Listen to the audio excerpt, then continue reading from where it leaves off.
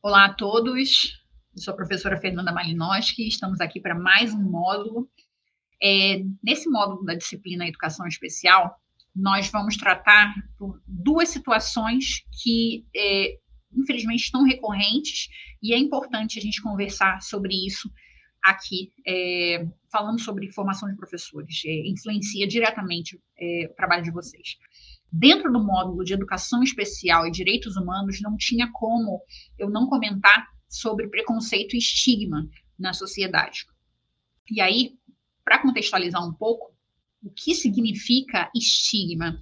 E aí eu trouxe um verbete do dicionário para falar um pouco para vocês o que é e aí como a gente encontra isso na sociedade. Bom, estigma é uma visão negativa numa sociedade e a respeito de uma prática, um comportamento ou uma doença. Ou ainda, é qualquer marca ou característica considerada negativa ou desonrosa. Ainda tem marca deixada por uma ferida, marca ou sinal no corpo, tem uma marca infamante feita com ferro ou brasa e uma marca semelhante às chagas de Cristo. Bom, o que eu queria focar aqui são os primeiros significados que esse estigma a gente traz para pensar um pouco, refletir sobre a pessoa com deficiência. Quando a pessoa fica cega, surda, às vezes nasce assim, algumas das vezes elas são marcadas como pessoas sem capacidade. E aí, essa marca negativa que a gente imprime nessa pessoa é uma característica assim que desonra e desmerece a singularidade dela. Eu estava conversando com vocês no módulo 1, falando um pouco sobre o modelo social da deficiência. Se a gente olha para essa questão do estigma, se a gente julga e olha para aquela pessoa e só olha a marca dela e foca na deficiência, a gente segura esse modelo médico que eu tinha comentado, que não desabona na questão de obter um laudo para obter direitos, mas, ao mesmo tempo, a gente olha a deficiência como um problema. E aí, até que ponto a gente olha essa questão dos julgamentos não só para a pessoa com deficiência, ou diferente. Então, enquanto professores, essa diferença não pode limitar o nosso trabalho. E aí o estigma não pode acontecer nem para a pessoa com deficiência, transtorno de globais de desenvolvimento e altas habilidades sobre superdotação, nem para ninguém, para nenhum dos outros alunos. E aí essa questão do estigma ainda, seguindo nessa linha, da pessoa com deficiência, parece que é o estigma da falta, né? Como se ela não fosse capaz de algo pela falta. E aí, quando uma pessoa com altas habilidades e superdotação, um estigma um pouco diferente. Parece que a gente imprime uma marca que aquela pessoa tem que dar o máximo dela. Ela tem que surpreender. E às vezes não é isso que acontece. Às vezes a gente tem alunos problemáticos e às vezes entram em depressão por essa marca que a gente imprime ou até uma pressão em relação ao que eles devem fazer ou não. Então, muito cuidado com essa questão do estigma. E aí, além disso, a gente tem a questão do preconceito. No estigma, eu tenho uma marca negativa e agora a questão do preconceito, eu tenho uma opinião. Eu brinquei com vocês no módulo anterior que eu falo pré-conceitos, né? Que eu tenho um conceito pré-concebido. E aí, eu trago também um significado dessa verbete, que vem no dicionário e fala que é uma opinião ou uma ideia pré-concebida sobre algo ou alguém sem conhecimento ou sem reflexão. É um pré-julgamento. E aí eu costumo dizer que assim, a gente não pode ficar na ignorância. A gente tem que pesquisar. A gente não pode excluir. Imagina excluir preconceitos por questão de ignorância. Não, ainda mais enquanto professores. A gente lida com a diferença o tempo inteiro. Outra coisa fala sobre atitude genérica de discriminação ou rejeição de pessoas. grupos, ideias. Em relação a sexo, raça, nacionalidade, religião, intolerância. O que a gente vai discutir aqui é a questão do respeito.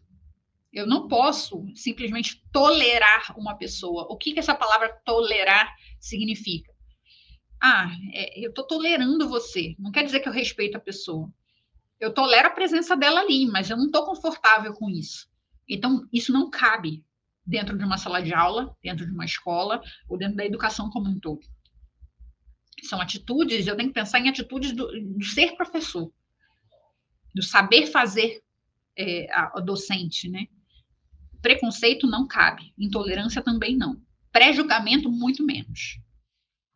A última coisa, a ideia ou juízo fundado em crendices ou superstições. Bom, estamos aqui nessa disciplina para a gente tentar diminuir algumas crendices, algumas superstições sobre a pessoa com deficiência.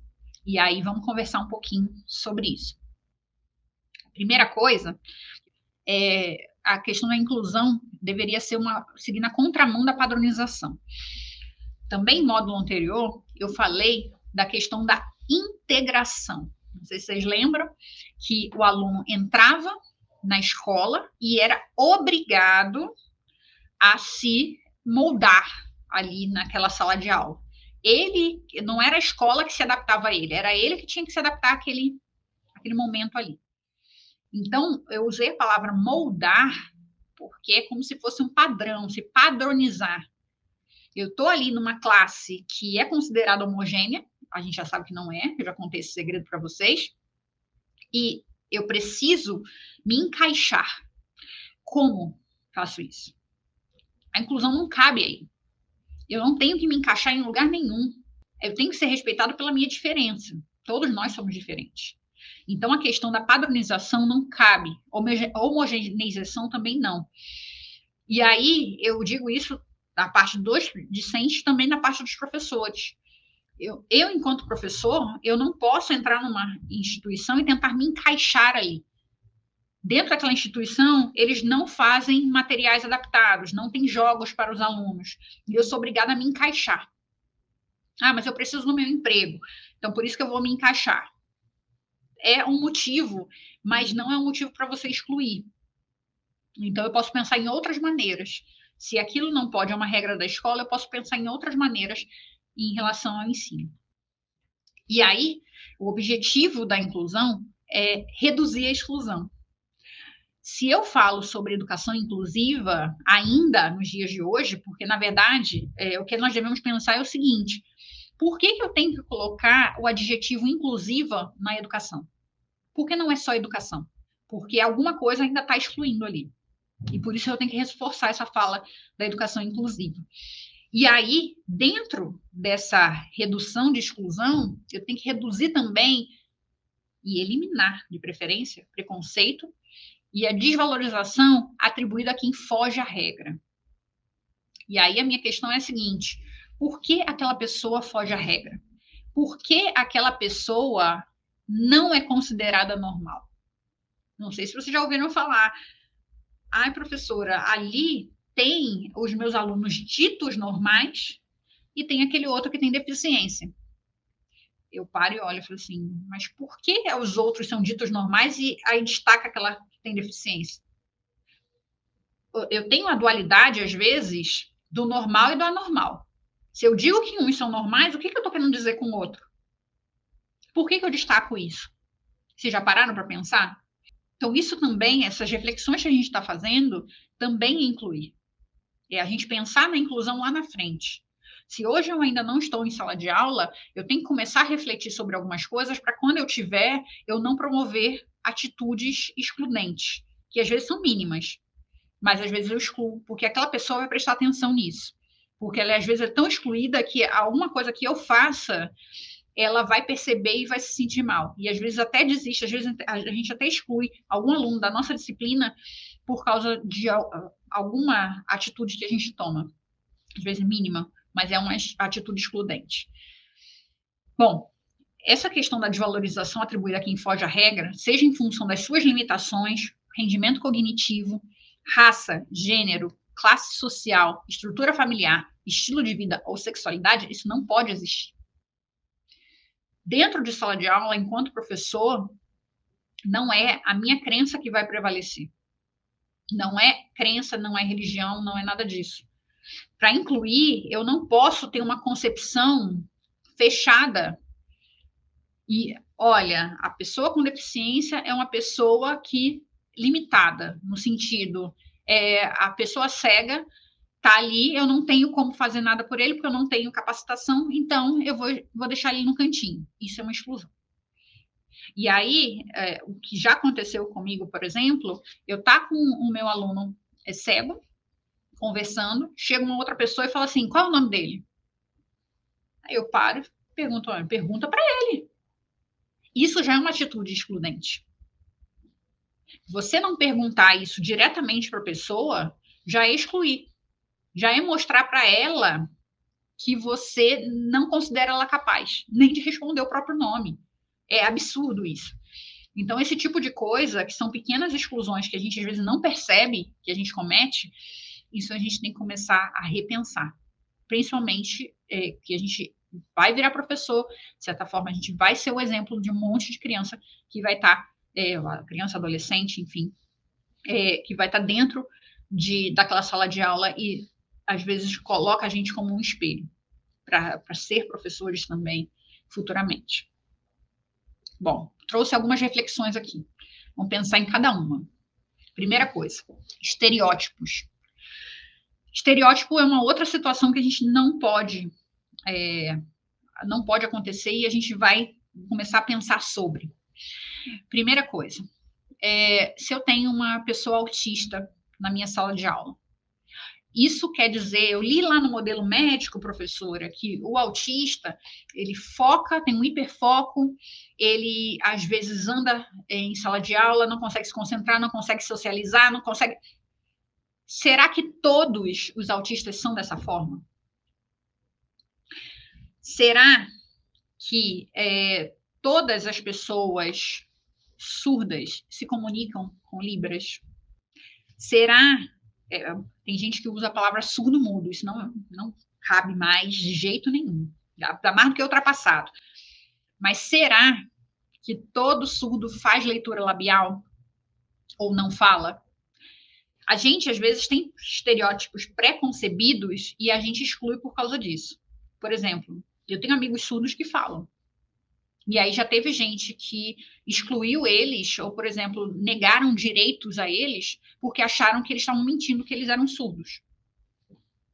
E aí você vira e fala assim, só porque ele fala? Porque no passado eles eram obrigados, porque era uma violência isso, é considerado, né, uma violência, fazer fonoaudiologia justamente para se adequar à normalidade, porque a normalidade era falar.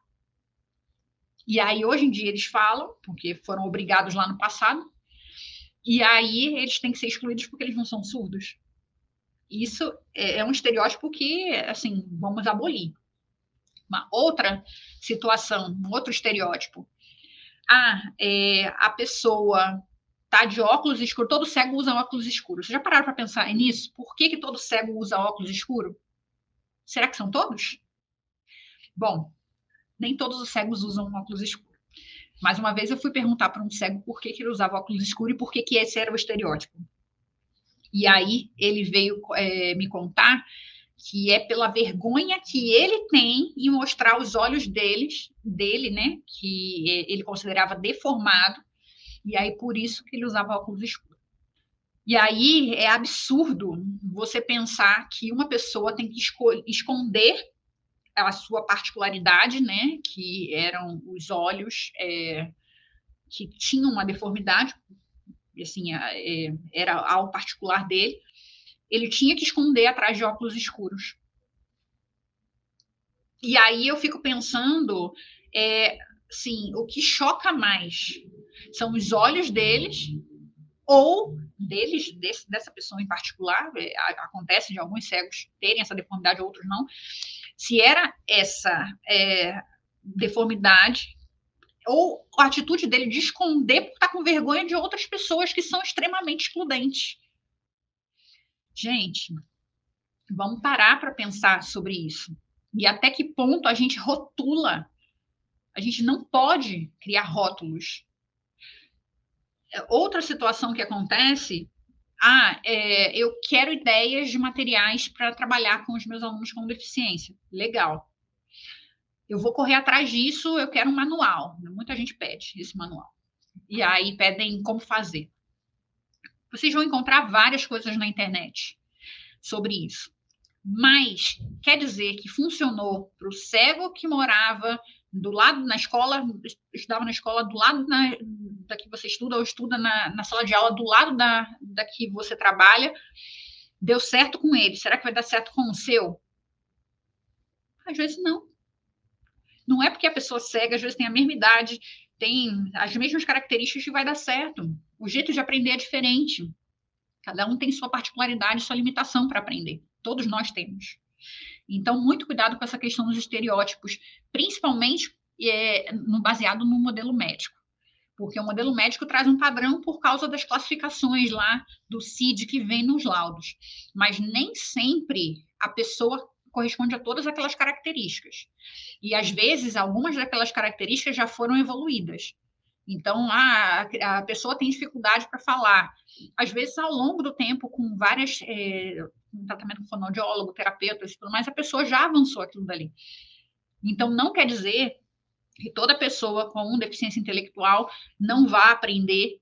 Isso não existe. Às vezes a pessoa fala assim, mas ele tem um comprometimento ali. Isso quer dizer que ele não vai aprender? Então, quer dizer que ele não vai falar? Então, assim, muito cuidado com o estereótipo. Outra coisa, questão da normalidade. Quem está me assistindo aqui? Quem se considera normal? Eu não vou levantar a mão, porque não tem como considerar normal. Quem é normal? O que significa essa normalidade? Vocês já pararam para pensar sobre isso? Dizer que é normal, que eu tenho um grupo normal, é dizer que eu tenho um grupo padronizado. Todas as pessoas se encaixam dentro daquele grupo, dos considerados normais, e quem está fora são os anormais, teoricamente. E quem não é normal é anormal. E aí a questão é a seguinte: o que dita o que é normal ou não? A sociedade há um padrão. É um padrão de corpo perfeito, que não existe. Então, quem se enquadra naquele padrão, a pessoa tem uma visão que não precisa de óculos. A pessoa tem um peso considerado, um peso de tanto a tanto. Então, esse peso é considerado normal. A pessoa tem 2 mãos. A pessoa sabe falar, sabe caminhar. Isso é normal? E até que ponto vocês se consideram normal? Por que vocês se enquadram nessa normalidade? Tem um autor que ele fala que a identidade normal ela é muito usual, ela é muito comum na nossa fala. E se vocês pararem para prestar atenção, sim. A gente fala, olha, aquela sala de aula é normal, aquela pessoa ali é normal. A gente fala tanto a palavra normal que não sei se vocês pararam para pensar o que significa essa normalidade. Então, isso é uma outra coisa que eu vou deixar para vocês para pensarem sobre isso e evitarem essa palavra. Porque dentro da educação especial não cabe isso. Dentro dessa perspectiva inclusiva, não cabe a normalidade. Uma outra situação que essa é o que mais acontece. As pessoas chegam para mim e falam, mas aquele meu aluninho, aquele aluno especial, portador, aluno da inclusão, necessidades educacionais especiais. Isso tudo são denominações que, pelo amor de Deus, gente, não. Tirem isso do vocabulário de vocês. Primeira coisa, por que aluninho? Por que no diminutivo? Porque, eu falo no diminutivo porque, assim, em geral, o aluninho, eu já sei que está falando do aluno com deficiência. E aí eu não entendo por que o diminutivo. Outra coisa, aluno especial. Eu pergunto, aquele aluno é especial e os outros não são? Nós não somos especiais? Por que aquele aluno é especial? Por que eu estou acendendo um holofote para ele? Outra coisa, o portador já tinha comentado, que é para excluir, abolir isso, saiu até da legislação. Aluno da inclusão. Aquele aluno da inclusão, porque os outros não são para ser incluídos? É só o aluno com deficiência que tem que ser incluído? parem para pensar nessas nomenclaturas que vocês, a sociedade, colocam para essas pessoas. Por que o diminutivo? Por que chamar de especial? E pensem sempre na dualidade. Se aquele é especial, eu estou dizendo que o outro não é? Se questionem. Se aquele aluno da inclusão, os outros não são? Eles têm que ser o quê? Excluídos? Por que acender um holofote em cima da pessoa com deficiência? Não tem que fazer isso. Todo mundo é diferente. A minha aula tem que ser diferente para todos. Eu não tenho que acender um holofote para aquela pessoa. Eu não tenho que chegar e falar que aquela pessoa precisa de um recurso didático, porque ele precisa aprender com o recurso didático. Os outros não precisam. Os outros estão, assim, todo mundo aprende igual. Então, eles não precisam de um material didático para facilitar a aprendizagem. Por que não? Então, muito cuidado com essas questões, com essa nomenclatura. Porque isso a gente também coloca uma marca. Se eu falo aluno da inclusão, eu estou colocando um estigma nesse aluno. Aluno especial é uma marca negativa. A gente acha que é positiva, mas não é. Intolerâncias. Eu coloco o in entre parênteses, porque vem da dualidade tolerar e intolerar. Se eu tolero, eu não respeito. E isso não cabe dentro da inclusão. Se essa questão das intolerâncias e da verbalização de coisas, eu tenho que tomar muito cuidado. Porque verbalizar o quê? Às vezes eu tenho atitudes preconceituosas por não conhecer, e isso eu tenho que me policiar, porque na verdade eu tenho que conhecer antes de trabalhar, antes de fazer. Mas eu não tenho como ter um conhecimento. Hoje em dia a gente tem a internet também para saber muita coisa, e muitos cursos gratuitos online que estão por aí. Então, assim, não cabe ficar na ignorância e assumir o discurso do tolerar. Enquanto professores, eu não tenho como tolerar um aluno ou outro. Eu tenho que aceitar aquela diferença que está ali e respeitar isso. E não cabem denominações. Aqui eu estou trazendo denominações dos alunos com deficiência, que são os mais comuns, né? Que aparecem para mim, né, no meu dia a dia. Mas há denominações em relação a outras inclusões, né? Que é de raça, gênero, religião e tudo. Isso não cabe enquanto professores. Aqui eu vou focar na questão da deficiência. E aí, a questão do tolerar aquele aluno que está ali comigo, que colocaram na minha sala de aula, a primeira coisa que eu tenho que lembrar é que aquele aluno é meu. Ele está ali dentro da minha sala de aula, eu vou dar aula para ele, e eu tenho que estar apta ali para recebê-lo e também aprender com ele. Porque esses alunos, todos os alunos, nos ensinam muito, se a gente estiver aberto a escutar, a conversar, e a conversar com os profissionais também, que às vezes estão com esses alunos ali. Então, intolerância é que, às vezes, a intolerância está mascarada nessa questão do eu falar eu tolero você. Quer dizer que é uma intolerância que está aí atrás. A mesma coisa quando eu digo, faço algumas desses exemplos que eu citei aqui, eu estou fazendo pequenos processos de exclusão, e aí essa inclusão não caminha. E aí eu continuo adjetivando a educação, né? Chamando de educação inclusiva, o que deveria ser só educação. Uma outra coisa que eu já comentei aqui, mas só para retomar, que há a diferença, eu tenho que assumir isso, essa diferença está presente em todos os lugares, a inclusão é necessária e a heterogeneidade existe em sala de aula. Se as pessoas achavam que as classes eram homogêneas, a sala de aula era homogênea e todo mundo aprendia igual, isso não existe. Há essa heterogeneidade e todos ali são diferentes e tem tempos diferentes de assimilação do que você está falando e entender o que está acontecendo ali no seu entorno. Para finalizar, eu queria trazer algumas questões para a gente refletir. Por que pensamos em mudar as nossas aulas só quando temos aluno que consideramos diferente? Por que eu preciso? Chegou um aluno com deficiência, eu viro e falo assim, nossa, eu preciso criar um material para esse aluno aprender. Os outros não seriam beneficiados com esse material? Então, isso é algo para se pensar e a gente vai retomar no último módulo. A questão do da deficiência, eu coloquei o D entre parênteses, porque muita gente pensa que a pessoa não é eficiente. Então, associa a deficiência a uma ineficiência, e não é verdade. E a experiência da deficiência é aquilo. Eu tenho que, quando eu for pensar em excluir, eu tenho que pensar que amanhã eu posso estar naquele lugar ali. Amanhã eu posso quebrar uma perna e ficar com problema de mobilidade. Dificuldade de mobilidade, as calçadas não têm acessibilidade, não tem nada. Amanhã eu posso estar com uma limitação, que pode ser permanente ou por um prazo. Então, assim, essa experiência da deficiência todo mundo pode passar. E aí eu vou excluir o outro. A questão do público-alvo da educação especial.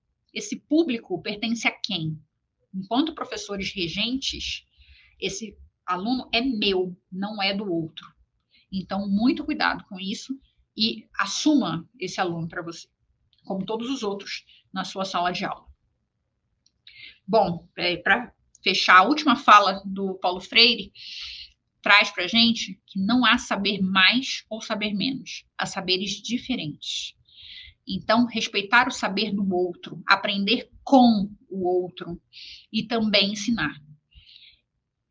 Todo mundo tem o que aprender, todo mundo tem o que ensinar, e aí respeitar esses saberes. Nosso aluno tem muito o que nos ensinar, e todos os alunos da nossa sala, independente dele ter deficiência ou não.